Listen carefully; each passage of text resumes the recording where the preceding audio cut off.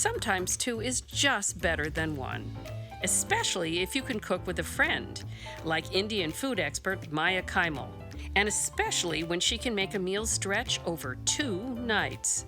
Tell us, do share. We're making turkey keema with sweet potatoes. It's one of the most comforting dishes in India. This is a ground meat curry. And on night 2, the keema morphs into stuffed peppers. So we are geniuses. On Ask Sara, our viewer has a spice problem. Kathy, you are out of control. That's quite clear. We have to do a little intervention here. Later, so nice, we did it twice. Sauteed duck breasts are first a main course, then they filled Peking Duck Wraps. A magic trick. To cook once, eat twice. That's today on Sara's Weeknight Meals. Maya Kaimal grew up in a home steeped in Indian flavors, the daughter of a New Englander and a food-loving physicist from South India. As an adult, she traveled there to learn about the food from aunties and cousins. Eventually, she quit her job at Sautee magazine to create a line of spices and sauces to help busy moms like herself.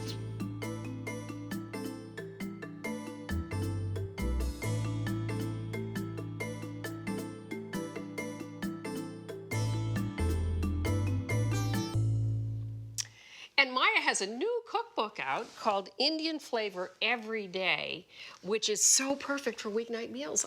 I'm so excited to cook from it. So thank you, Maya, for coming. Oh, thanks for having me. And we're going to be cooking from this book, and we're going to make one dish, and then we're going to repurpose it several days later into a second dish. Yes. So tell me, what are we making? We're making turkey keema with sweet potatoes. This is a ground meat curry. It's one of the most comforting dishes in India.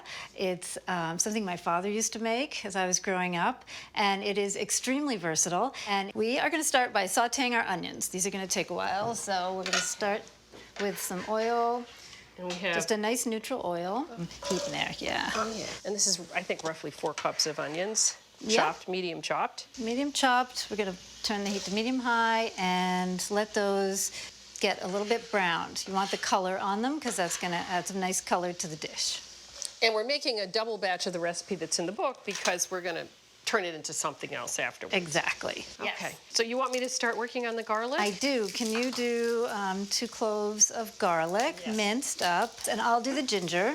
You might notice I'm not actually going to peel my What? ginger. What? Ah, shocking. Oh, I my know. goodness. Just going to slice it really thin.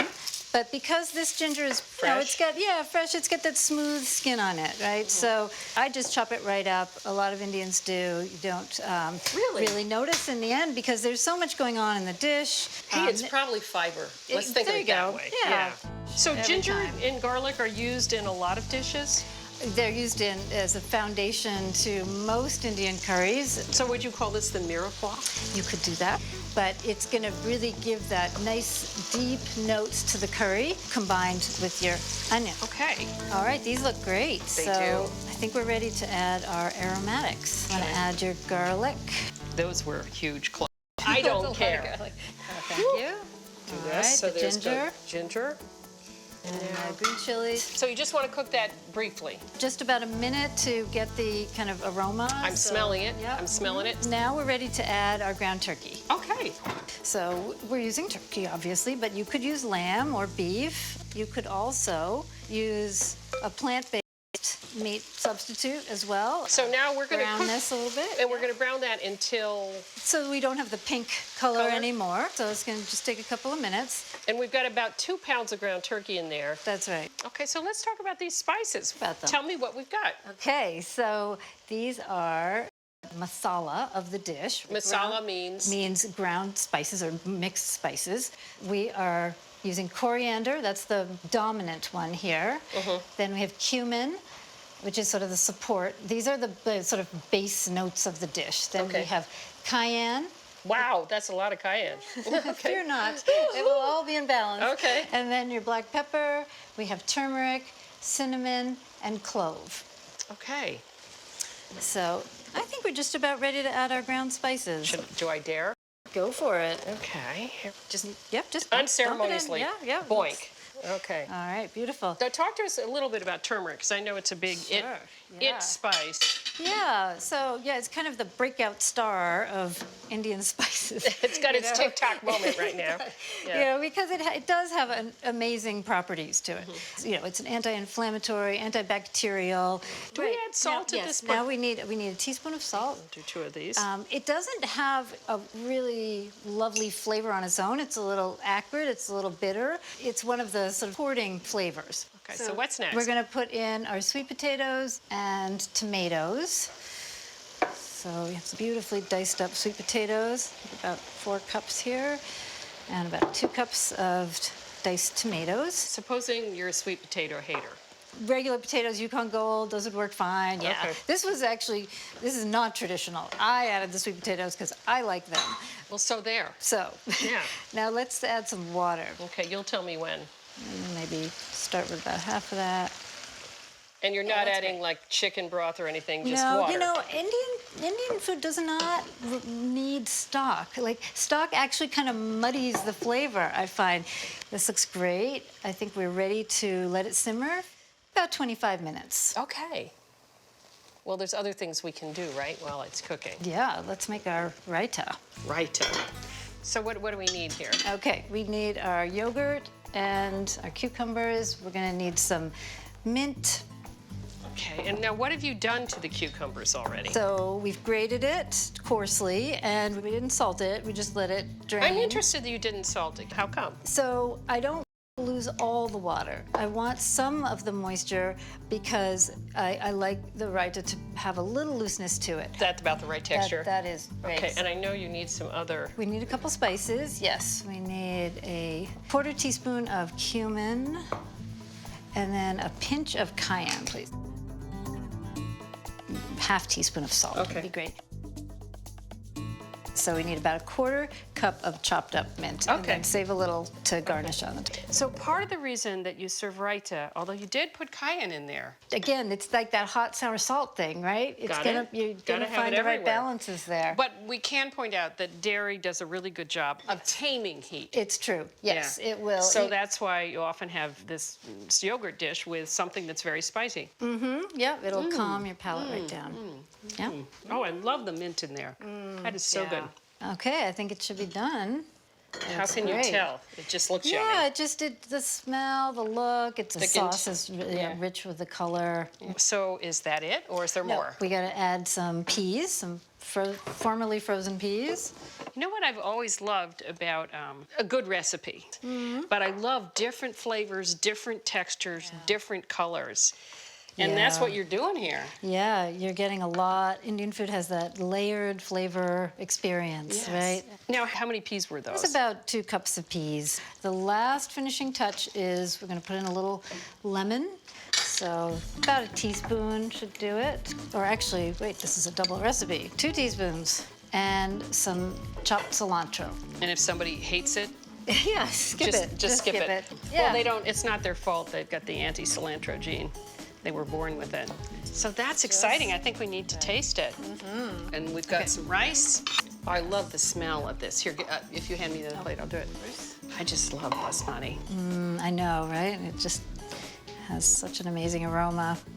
For the raita, pull you down. The whole 9 yards. Okay. So here we go. Here's your fork. Okay. I love it. So you get a little bit of everything. Yeah, a little bit of everything. That's how Indians like to do it. A lot of flavors. It's interesting how the spices keep happening. It builds. Okay, that's 1 down. All right. 1 to go. 1 more. Okay.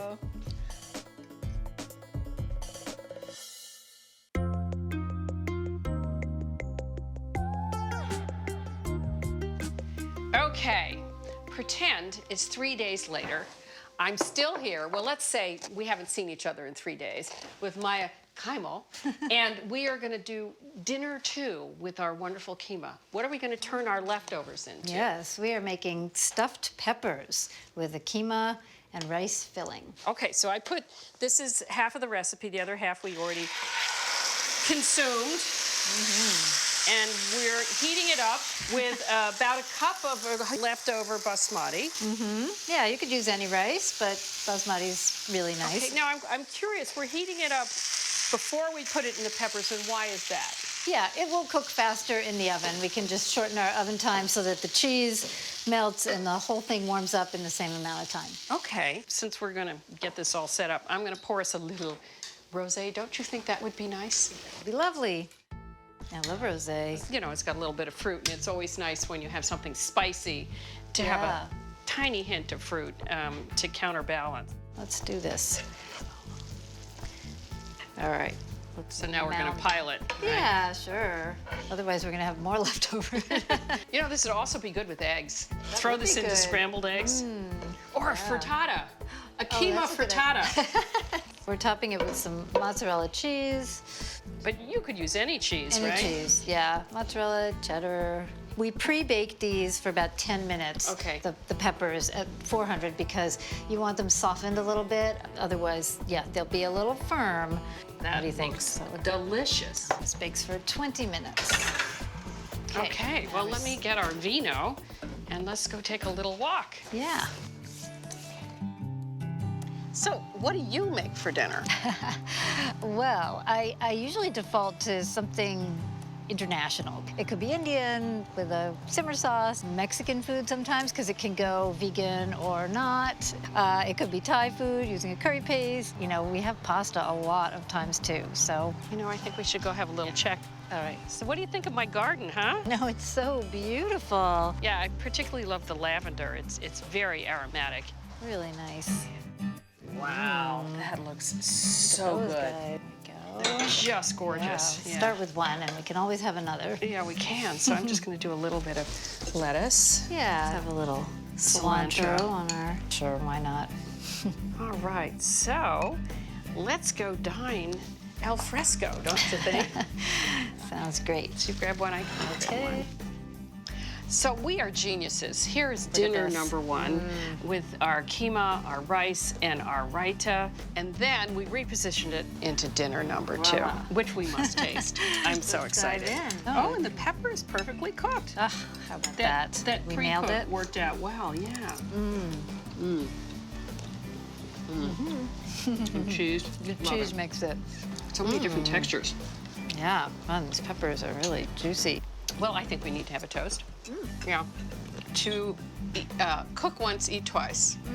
And Maya Kaimal. Thank you. To that. Yes. Thank you. Yes.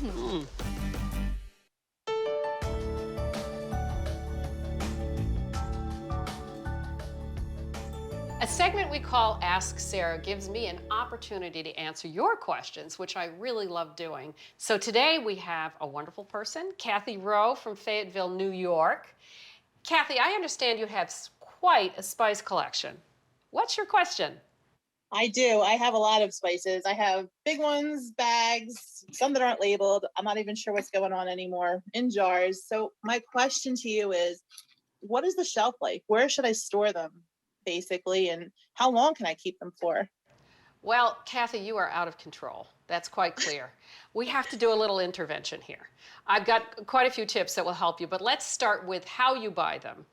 Buy less, buy smaller amounts, both so you go through them more quickly, but also those large jars tend to be sort of stale to begin with. They're just too large. Dried spices will keep for a year. Whole spices will keep for 2 years. Now, it's not like they're going to kill you after that. You're not going to keel over, but you're just going to need to use more. Ground versus whole. Ground spices are great in a pinch, but if you have the option, like cumin, which you can get both whole and ground, there's a few things you can do to make it even more exciting if you have the time, and you sound like a serious cook. So this one's for you. Here I've got some cumin that I put in a dry pan, no oil, and I just toasted it over, say medium heat, until the color changed and it started to smell. And even better is to then grind it up. So then you grind it up in a spice grinder, and you won't believe, oh, it's so aromatic, so wonderful. So now let's talk about storing. I see all your bags and you have them all over the place, right? It's all over. It's bad. Okay, so I would go with glass. Also try to get the same size jars if you can. Cool, dark place. And ready for this dorky hint, and this really is going to change your life. Alphabetize them. That's a really great idea. It was so much fun to talk to you. Thank you. I really appreciate it. Thank you so much. And I hope you all will reach out to me via the website for Ask Sarah, and who knows, maybe you, like Kathy here, will come on and talk with me on the show.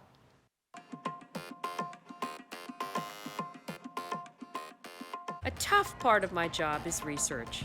In this case, I'm looking for the tastiest Peking duck in New York City. And where did I find it? At the Peking Duck House in Chinatown, of course, where I met my friends for lunch.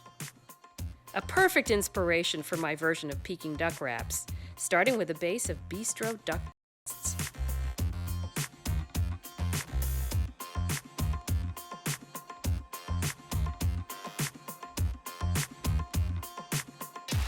And now I'm going to focus on duck breast, which is one of my favorite things to eat because it's so easy to cook. So I'm going to make 6 duck breasts, and the first night we're going to eat them in my bistro duck breast recipe. And then on the second night, we're going to turn them into a sandwich, Peking Duck Wraps. Now I'm scoring this, but you don't want to go down to the meat because if you do, you're going to lose some of the juice. We just really want to get some pockets in the skin, and then what happens is more fat will come out because we want to render most of the fat in the duck. Cook the duck with the skin, salt and pepper on the skin side. Put this in the pan skin side down and cook it about 10 minutes or until the skin is really crispy. There we go. Yes, that's the sound I want to hear. While this is cooking, I'm going to mince 1 large shallot and crush 2 teaspoons of peppercorns for the sauce.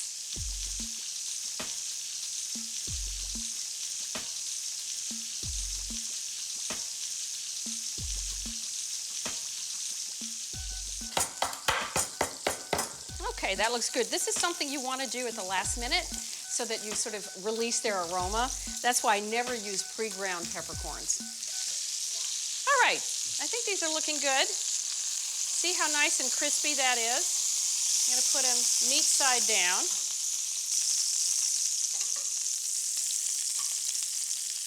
Okay, and I'm going to pour off almost all of the fat.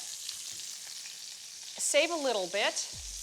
Now I'm going to turn them the other way around so I can season the meat side. Seasoning them as we go is just going to make them taste like really delicious duck.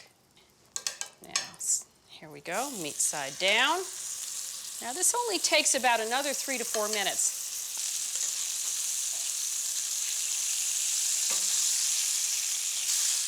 So I'm going to add the shallots to this pan.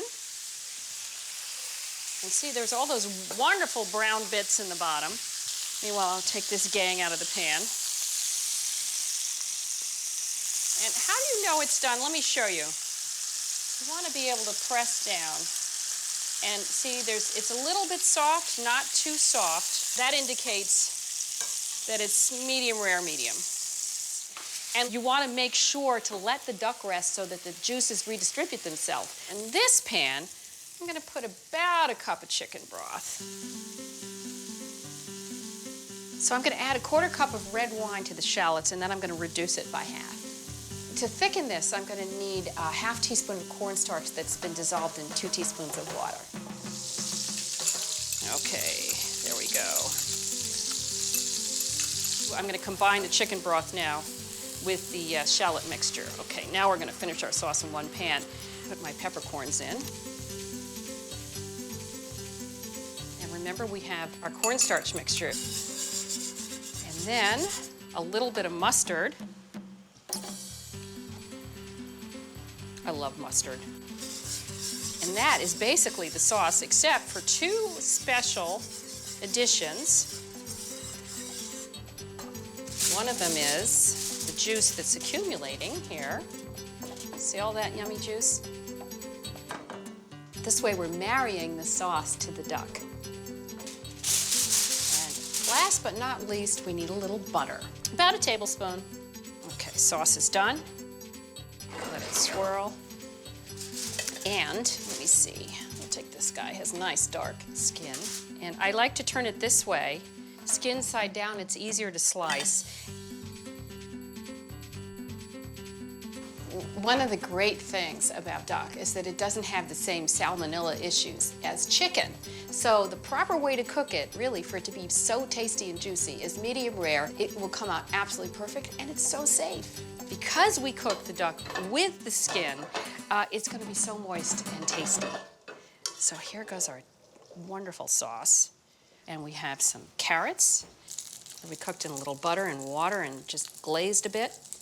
And some couscous rounds it out nicely. So there we go. There is bistro duck breast, dinner one. I have two girlfriends coming over for dinner, Nora and Stephanie, but I'm not worried because I've got some leftover cooked duck breast from the other night. Cook once, eat twice, and here we go. I'm gonna put them into Peking Duck Wraps. So I've already got a little bit of garlic, a half a teaspoon, which is a half a garlic clove, and now I'm gonna grate some ginger. We need about a teaspoon of this. And for starts, my sauce with ginger and the garlic. And then I'm gonna add the hoisin, which you have to put in here. Now, what is hoisin? It's a unique Chinese ingredient. Somewhere in there, it has some soybeans, but let's just call it interesting Chinese ketchup. Okay, so that's 3 tablespoons of hoisin, 3 tablespoons of soy sauce. This will all give duck the flavor. A little more interesting than just straight hoisin. A little bit of cayenne, because I like a little bit of heat. And then we're gonna add some vinegar. We've got 2 teaspoons of vinegar here, 2 teaspoons of rice vinegar. And we're just using the regular rice vinegar. They're seasoned as well.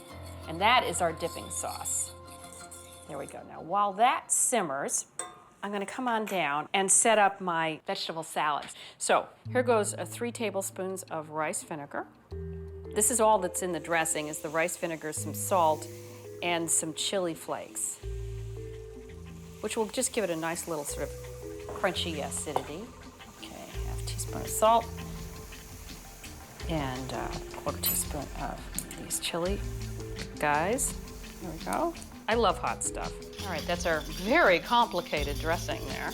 Now I'm gonna get my vegetables together. So let's start with the scallions.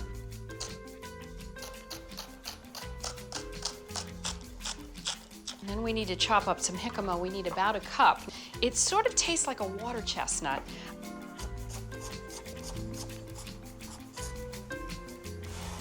All right, there goes the jicama. Okay, we need some red bell pepper, about 1 cup.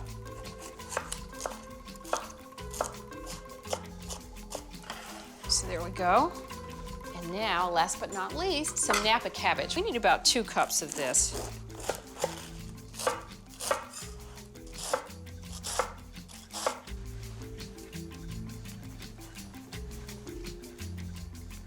I just about got all my parts ready. And I can cook the duck in just a second. So this is ready to go. Isn't that pretty? Here, I'm gonna get my sauce out. It reduced down a little bit. We do want it a bit syrupy, and that it is for sure. Here we go. A little bit of that's gonna be spread on each tortilla. Okay, it's duck time. I've had my pan heating. I'm gonna put a little bit of grapeseed oil in here. And I'm just gonna give them a quick sear, salt and pepper, and out of the pan.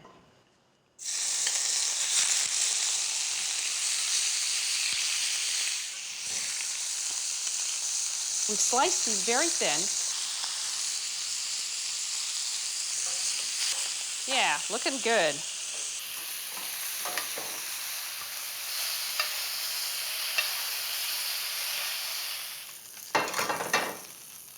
Wow, yum.